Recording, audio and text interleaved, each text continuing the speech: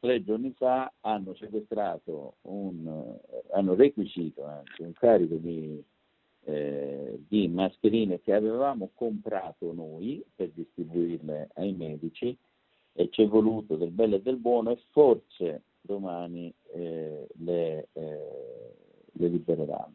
Una vicenda surreale, quella segnalata dalla FIMG Veneto, l'associazione dei medici di base, che aveva investito 290.000 euro per acquistare dispositivi di protezione per i medici di famiglia. La prima tranche di circa 50.000 mascherine chirurgiche è stata bloccata. Sentite perché. Perché siamo considerati un ente privato e quindi il burocrate di turno ha applicato il sequestro senza considerare a chi andavano. Tenga conto che erano una quota per noi e una quota per gli operatori delle case di riposo. Il problema di questa situazione non è solo il virus, è quel virus costante che è nel cervello dei burocrati italiani da sempre, che fa più danni del virus normale, del coronavirus. Quindi, se fosse stata una donazione, nessun problema, ma risultando essere un acquisto fatto da privati, il carico è stato temporaneamente sequestrato, ci ha spiegato il dottor Crisarà. I soldi investiti però sono stati raccolti grazie alla solidarietà e alle risorse della FIMG, che voleva garantire i presidi per almeno 15 giorni.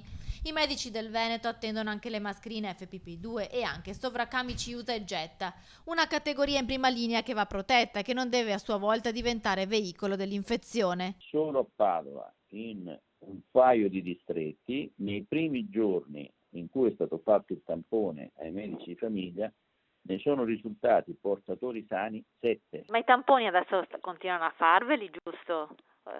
Stanno continuando a farceli. Padova lo sta facendo, per esempio Verona assolutamente no, tenendo conto che Verona è una delle aree di maggiore criticità in questo periodo.